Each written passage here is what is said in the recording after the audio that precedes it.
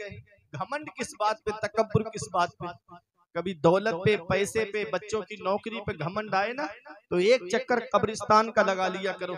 वहां तुमसे ज्यादा दौलत वाले लेते हैं, वहां तुमसे ज्यादा पैसे वाले लेते हैं, वहां तुमसे ज्यादा सरमाए वाले लेते हैं। जिनकी नाक पे कभी मक्खी नहीं बैठती थी, आज उनके जिस्म को मिट्टी ने गला सड़ा करके एक तरफ कर दिया। घमंड किस बात पे, तकब्बुर किस बात पे? ये जिंदगी की डोर चल रही है, गनीमत जानो। ये जिंदगी की सांसें चल रही है, इस मौके को गनीमत जानो। हजरते बहलूल दाना एक अल्लाह के वली गुजरे हैं, बड़े पाए के बुजुर्ग हैं। बादशाह हारून रशीद के दौर में थे। बादशाह हारून रशीद गुजर रहा था, देखा कि बहलूल दाना कब्रिस्तान में बैठे हैं। कहा, बाबा यहाँ क्या कर रहे हो? कभी शहर की तरफ आ जाया करो, कभी महल की तरफ आ जाया करो। तो हजरत बहलूल दाना कहते हैं, शहर वाले खुद यहाँ पर आ रहे हैं, मैं शहर की तरफ जाके क्या करूंगा? कब्रिस्तान में बैठे। कभी कभी बुजुर्गों की बातें इतनी कारगर होती हैं।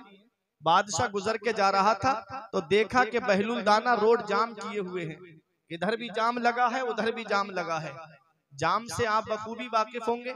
तो बादशाह की सवारी गुजर रही थी, बादशाह हाथी पे बैठा था। पूछा, क्या मामला है, रोड जाम कैसे? आज ये जाम कैसा लगा? का एक फकीर है, दोनों हाथों में पत्थर लेके खड़ा है, कभी पत्थर इस तरफ को उठाता है, कभी पत्थर इस तरफ को उठाता है। बादशाह उतरा और उतर करके देखा तो हजरत बहलूल दाना खड़े हैं। तो बादशाह कहने लगा, बाबा क्या मामला है? तो कहते हैं कि बहलूल अपना काम कर रहा है। कहा, बाबा क्या काम कर रहे हो? कहा, मेरा काम ये है कि मैं इन लोगों की उससे सुलह करा रहा हूं, मैं इनकी उससे सुलह करा रहा हूं। तो बादशाह बोला, सुलह हो गई? बादशाह बोला, सुलह हो गई? तो बहलूल दाना कहते हैं कि वो तो मान रहा है, लेकिन ये लोग नहीं मान रहे। वो तो मान रहा है, लेकिन ये लोग नहीं मान रहे हैं। वो कह रहा है, इनसे कहो ये झूठ बोलना छोड़ दे, मैं इनसे सुलह कर लूंगा। वो कह रहा है, इनसे कहो कि ये धोखा देना छोड़ दे, मैं इनसे सुलह कर लूंगा। वो कह रहा है, इनसे कहो कि ये एक दूसरे को सताना बंद कर दे, मैं इनसे सुलह कर लूंगा। वो कह रहा है, इनसे कहो कि ये नमाज की पाबंदी करें, मैं इनसे सुलह कर लूंगा। वो कह रहा है, इनसे कहो कि ये रोजों पर मुहाफजत करें, मैं इनसे सुलह कर लूंगा। वो कह रहा है कि ये अपने माल की ज़कात निकाले, मैं इनसे सुलह कर लूंगा। वो कह रहा है कि जो साहिब इस्तिताअत हैं वो मेरे घर का तवाफ करने के लिए आए, मैं इनसे सुलह कर लूंगा। बादशाह चला गया। एक हफ्ते के बाद या कुछ दिन के बाद बादशाह ने क्या देखा कि बहलूल दाना कब्रिस्तान में खड़े हैं, वही पत्थर दोनों हाथों में, कभी इधर पत्थर उठाएं, कभी उधर पत्थर उठाएं। अब बादशाह करीब गया, बोला, बाबा वहां तो चलो समझ में आ रहा था, रोड जाम किए हुए थे, लोगों की सुलह करा रहे थे, यहाँ कब्रिस्तान में किसकी सुलह करा रहे हो? गौर से सुनना। बहलूल दाना बोले, बहलूल ने जगह बदली लेकिन मिशन नहीं बदला अपना। बहलूल ने अपना काम नहीं बदला। यहाँ भी सुलह करा रहा हूँ। कहा, यहाँ भी सुलह करा रहा हूँ। बादशाह बोला, यहाँ किसकी सुलह करा रहे हो? कहा, ये कब्रिस्तान वालों की उससे सुलह करा रहा हूँ। बादशाह बोला, फिर क्या हुआ, सुलह हो गई?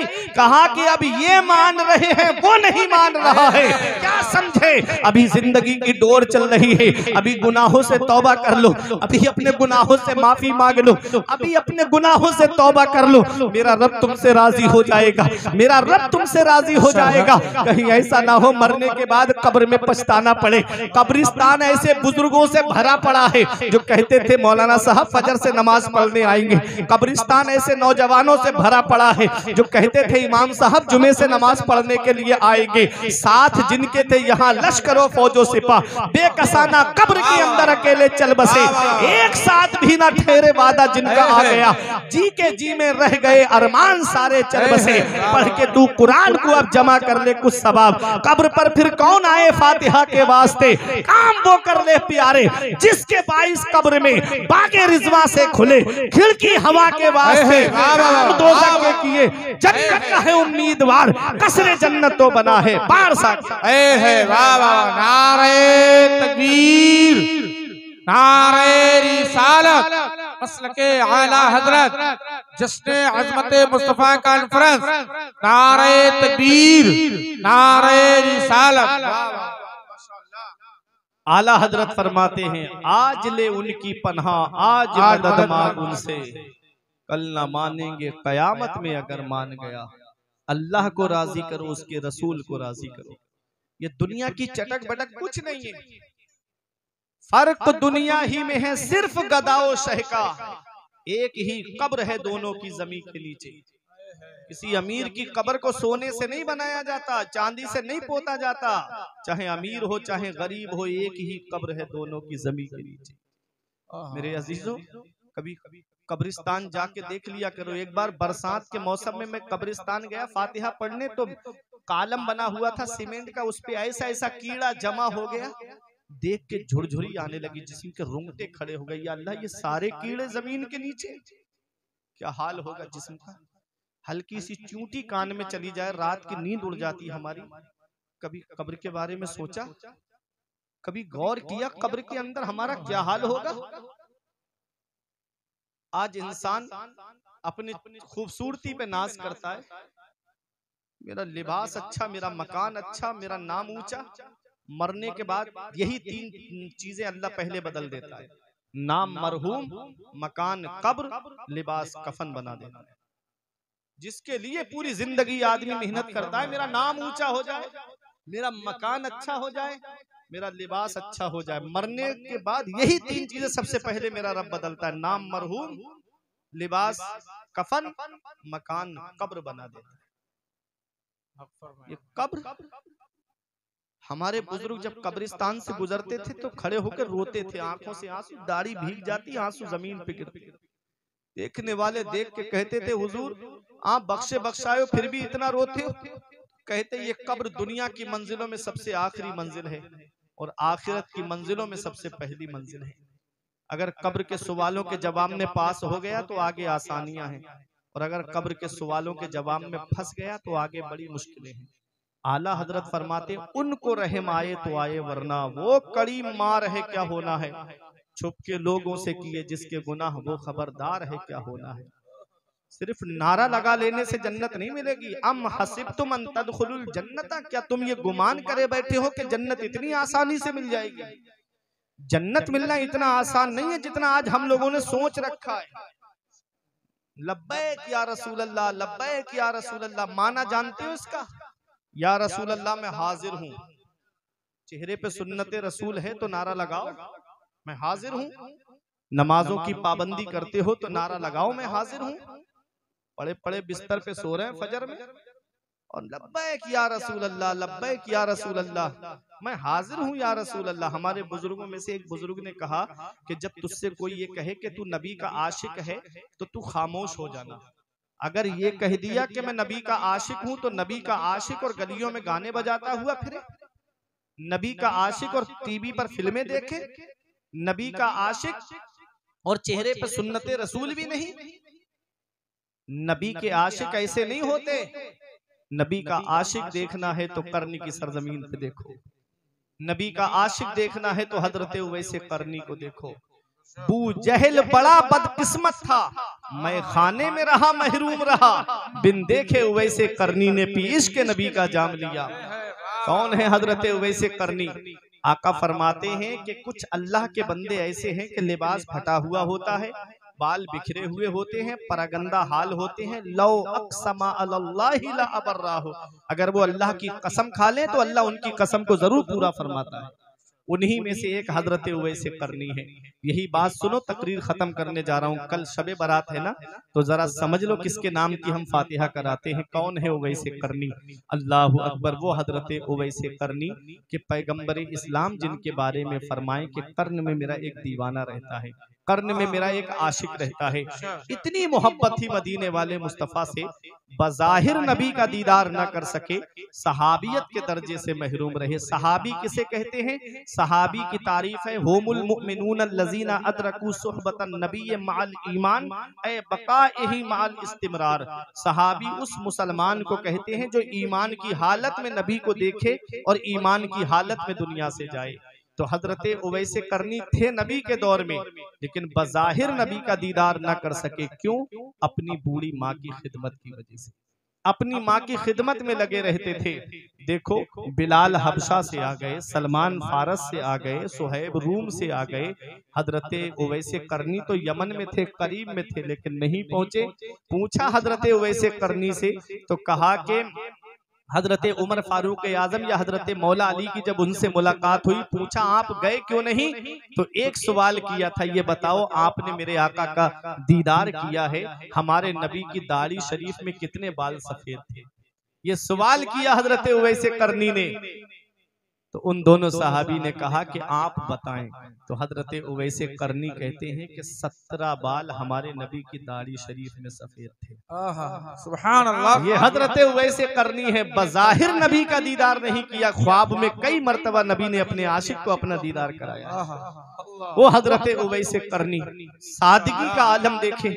आज हमारा लिबास फट जाता है तो हम बजाज की दुकान पे जाते हैं, आज हमारे कपड़े फट जाते हैं तो हम नया लिबास खरीद करके उसको नया लिबास सिलवाते हैं। हजरत उवैसे करनी का जब लिबास फट जाता तो किसी कपड़े वाले की दुकान पे नहीं जाते, बल्कि आप कूड़ा करकट जहां डलता था वहां जाते और वहां से कोई पुराना कपड़ा निकालते, उसे धोते, पाक करते और उसका पेबंद अपने कपड़ों में लगा करके रखा करते थे। मकाम जन्नत के दरवाजे पर रोक दिया जाएगा हजरत उवैसे करनी को। अर्ज करेंगे, मुझे जाने क्यों नहीं दिया जा रहा है? आवाज आएगी, अकेले मत जाओ, अपने नबी की उम्मत की शफाअत करो और उसको अपने साथ जन्नत में लेकर के जाओ। मकाम देखें और दुनिया में जिंदगी जीने का तरीका देखें। आज हमें भूख लगे हम ढाबों पे खाना खाते हैं, हमें भूख लगे हम होटल पे खाना खाते हैं, हमें भूख लगे तो हम अपने घर में ताजा खाना बनवा करके खाते हैं। हजरत उवैसे करनी को जब भूख लगती थी तब आप तालाब की तरफ जाते थे, कुछ सब्जी बेचने वाले लोग सब्जियां धोते थे तालाब में, उनके पत्ते रह जाते थे, उन पत्तों को खा करके गुजारा करते थे हजरत उवैसे करनी, उन पत्तों को खा करके गुजारा करते हजरत उवैसे करनी। मकाम शान देखे, जिक्र नबी की बारगाह में हो रहा है। जब गलियों से गुजरते तो बच्चे पत्थर मारते थे उनके ऊपर। एक दिन आपने बच्चों से कहा, बच्चों मुझे मोटे मोटे पत्थरों से ना मारा करो, जब तुम मोटे पत्थर मारते हो मेरे जिस्म से खून निकलता है, बह जाता है, जिससे मेरा वुजू टूट जाता है, मुझे छोटे छोटे पत्थरों से मारा करो ताकि मेरे जिस्म को चोट लगे लेकिन मेरा वुजू ना टूटे। मकाम अजमत जिक्र नबी की बारगाह में हो रहा है, चर्चा नबी की बारगाह में हो रहा है, दुनिया में जिंदगी जीने का तरीका देखा। जब गलियों से गुजरते कुत्ते भौंकते थे उवैसे करनी पे, कभी कुत्तों को जवाब नहीं दिया, श्रावस्ती में रहने वालों कभी जवाब नहीं दिया। एक दिन कुत्तों को जवाब दिया था, कुत्तों मेरे ऊपर भौंका ना करो, अभी तुम नहीं जानते कि तुम मुझसे बेहतर हो या मैं तुमसे बेहतर हूं। हजरत उवैसे करनी कहते हैं, कुत्तों अगर कल पुलसिरात में पार कर गया तो मैं तुमसे बेहतर हूं, और अगर मैं पुलसिरात पार ना कर सका तो कुत्तों तुम मुझसे बेहतर हो। कितना बड़ा मकाम है, कितनी बड़ी शान है उवैसे करनी की। सादगी का आलम देखे, खौफे खुदा का आलम देखे। मेरे आका की बारगाह में जिब्राइल अलैहिस्सलाम आए, आका ने फरमाया जिब्राइल जरा जहन्नम के बारे में बताओ। तो जिब्राइल अलैहिस्सलाम ने अर्ज किया, आका जहन्नम के 7 तबके हैं, सबसे निचले तबके में मुनाफिकीन रहेंगे, उसके ऊपर वाले तबके में आग परस्त रहेंगे, ऐसे ही तरतीबवार 6 तबके गिनाए जिब्राइल अलैहिस्सलाम ने। 7वें तबके पे खामोश हो गए, 7वें तबके पे जुबान रुक गई उनकी। मेरे आका फरमाते जिब्राइल आगे क्यों नहीं बोलते, 7वें तबके में कौन रहेंगे? जिब्राइल बोलो, क्या मेरी भी उम्मत जाएगी, क्या मेरी उम्मत के लोग भी रहेंगे? तब जिब्राइल अलैहिस्सलाम ने अर्ज किया, आका 7वें तबके में आपकी उम्मत के वो लोग रहेंगे जो बगैर तौबा किए हुए मर जाएंगे। इतना रोए मेरे आका, इतना रोए कि जिब्राइल अलैहिस्सलाम कहते मैंने आका का सर अपनी गोद में रख लिया और आका की हिचकी बन गई, आका रोते थे, आका रोते थे इस उम्मत के गम में रात में। आज हमको गाने सुनने से फुर्सत नहीं, फिल्में देखने से फुर्सत नहीं, 2.5 घंटे की फिल्में बैठ के देखेंगे और 10 मिनट अपने नबी पे दुरूद शरीफ नहीं पढ़ सकते? 15-20 लोगों का परिवार हमारे घर में है, कभी दिल में ख्याल नहीं आता कि आज सब फजर की नमाज पढ़ें और फजर की नमाज के बाद सब कुरान की तिलावत करें। 10-12 लोग हमारे घर में, कभी दिल में ख्याल नहीं कि जुमे की नमाज के बाद सब लोग नबी पे 100 मरतबा दुरूद शरीफ पढ़ लें। वही फिल्मों की बातें, इलेक्शन की बातें, सियासत की बातें हमारे घरों के अंदर। मेरे आका हुजूर सल्लल्लाहु अलैहि वसल्लम रोते थे इस उम्मत के गम।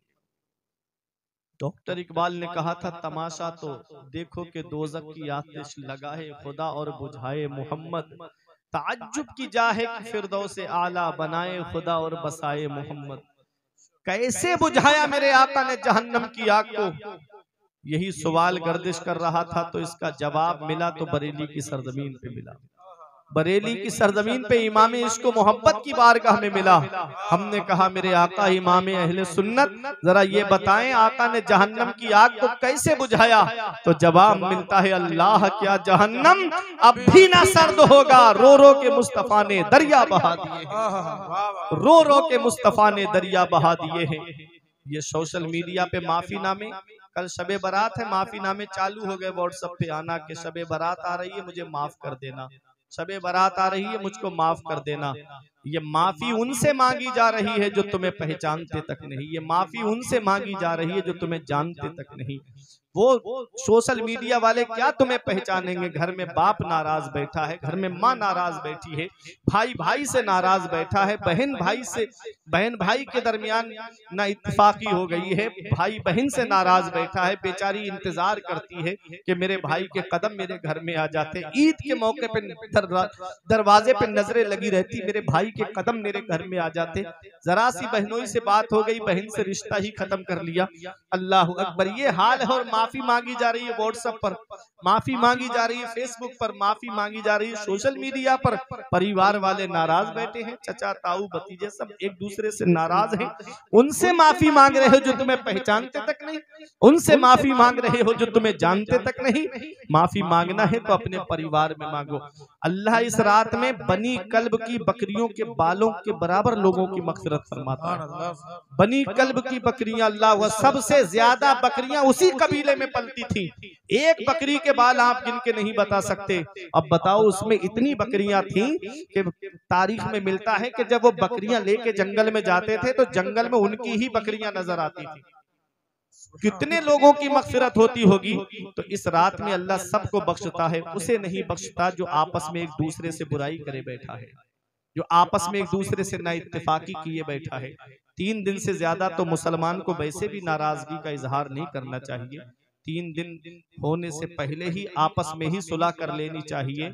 और अल्लाह उसको नहीं बख्शता है जो माँ बाप का नाफरमान है। अल्लाह उसे नहीं बख्शता है इस रात में जो माँ बाप का नाफरमान है। मेरे अजीजों, अगर माँ बाप नाराज हैं तो उनको राजी कर लो, अगर माँ बाप नाराज हैं तो उनको राजी कर लो। पैर पकड़ के भी राजी करना पड़े तो माँ बाप को राजी कर लो। माँ बाप अल्लाह की इतनी बड़ी नेमत है, इतनी बड़ी नेमत है। इसका पता तब चलता है जब बाप का साया हमारे सर से उड़ जाता है, जब माँ की चारपाई हमारे घर से उड़ जाती है, तब हमें एहसास होता है कि माँ बाप अल्लाह की कितनी बड़ी नेमत है। कभी सोचना, कभी देखना कि बाप हमारे लिए कितनी बड़ी अल्लाह की नेमत है। उसके चेहरे की तरफ देखना, उसकी सफेद दाढ़ी की तरफ देखना, उसके माथे की झुर्रियों की तरफ देख लेना।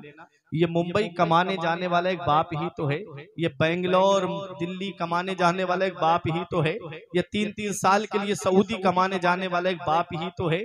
बाप क्या नहीं करता अपनी औलाद के लिए, बाप कौन सी कुर्बानी नहीं देता अपनी औलाद के लिए। आज वही बाप बूढ़ा हो जाए, औलाद अपने माँ बाप का बिस्तर घर से बाहर कर देती है। इस वक्त के बारे में तो सोचा भी न था। बेटों से ज़ईफी में हुई खत्म रसाई, घर बार तो बांट लिए शौक से फुरकान, हिस्से में किसी के मगर माँ नहीं आई।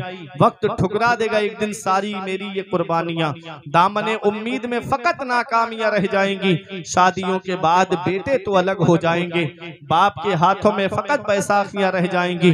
बुढ़ापा क्या जवानी क्या ये बचपन बांट लेते हैं, न होकर दिल में गुंजाइश तो आंगन बांट लेते हैं। हैं, नहीं मंजूर हिस्से में किसी बेटे को अपनी माँ, मगर आपस में बूढ़ी माँ के कंगन बांट लेते हैं। नहीं मंजूर हिस्से में किसी बेटे को अपनी माँ, मगर आपस में बूढ़ी माँ के कंगन बांट लेते हैं।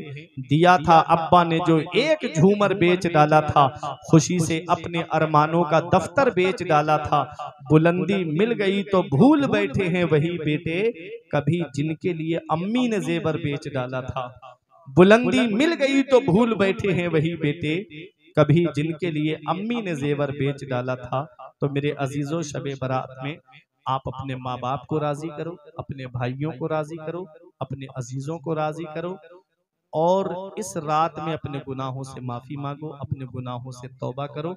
अल्लाह रब्बुल इज्जत की बारगाह में रो रो करके अपने गुनाहों से माफी मांगा करो। अल्लाह बख्शने वाला मेहरबान है। मैंने बात यहाँ से निकली थी कि आप जब तालीम से करीब होंगे, एजुकेशन से करीब होंगे, तो आप नमाज के भी करीब होंगे, रोजे के भी करीब होंगे, हज के भी करीब होंगे, ज़कात के भी करीब होंगे। अपने बच्चों को तालीम हासिल कराओ। खैरुकुम मन तअल्लमल कुरान व अल्लमह, तुम में सबसे बेहतर वो है जो कुरान सीखे और दूसरों को सिखाए। न कोई दौलत वाला बेहतर है, न बिल्डिंगों वाला बेहतर है, न ज्यादा प्रॉपर्टी वाला बेहतर है। सबसे बेहतर वो है, नबी फरमाते हैं, जो कुरान सीखे और दूसरों को कुरान सिखाए।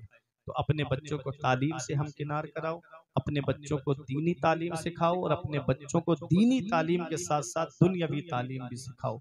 जहां तुम्हारे बच्चे एक बेहतरीन हाफिज कुरान हो, वहीं एक बेहतरीन डॉक्टर भी हो। जहां तुम्हारे बच्चे एक बेहतरीन आलिम दीन हो, वहीं तुम्हारे बच्चे बेहतरीन इंजीनियर भी हो। जहां तुम्हारे बच्चे एक बेहतरीन आलिम दीन हो, वहीं तुम्हारे बच्चे एक बेहतरीन प्रोफेसर भी हों। ऐसा कभी मत करना कि दीनी तालीम के बाद आप दुनियावी तालीम उनको ना सिखाएं। दोनों तालीम आप अपनी औलाद को सिखाओगे, अपने बच्चों को सिखाओगे, तो दुनिया के किसी भी मोड़ पर वो बच्चा फेल नजर नहीं आएगा। हर मोड़ पर, हर महाज पर, हर मकाम पर, हर जगह पर वो बच्चा कामयाब नजर आएगा। क्योंकि आप देखो, हर डॉक्टर 30-35 साल में रिटायर हो जाता है, 50 साल में रिटायर हो जाता है, लेकिन जब दीनी तालीम उसके पास होगी, आलिम भी होगा ना, तो जितनी जितनी उसकी उम्र बढ़ती जाएगी, उतनी ही उसके कलम की ताकत भी बढ़ती जाएगी। जितनी उसकी उम्र बढ़ती जाएगी, उसके फतवे की तकवीयत और बढ़ती चली जाएगी। ऐ ईमान वालों, अपने आप को जहन्नम की आग से बचाओ और अपने घर वालों को जहन्नम की आग से बचाओ। परवरदिगार आलम की बारगाह में दुआ है कि मेरे कुछ अर्ज करने में सबकत लिसानी की वजह से या बतकाज़ाए बशरियत कोई गलती हुई हो, तो मैं इन उलमा को, आले रसूल को गवाह बना के तौबा करता हूँ। अस्तगफिरुल्लाह रब्बी मिन कुल्ले ज़ंबियों व अतूबु इलैहि। कलमा तैयब पढ़ने, ला इलाहा इल्लल्लाहु मुहम्मदुर रसूलुल्लाह सल्लल्लाहु अलैहि वसल्लम। रही कली तो फूल खिलेंगे, जिंदगी बाकी रही फिर मिलेंगे। अस्सलाम।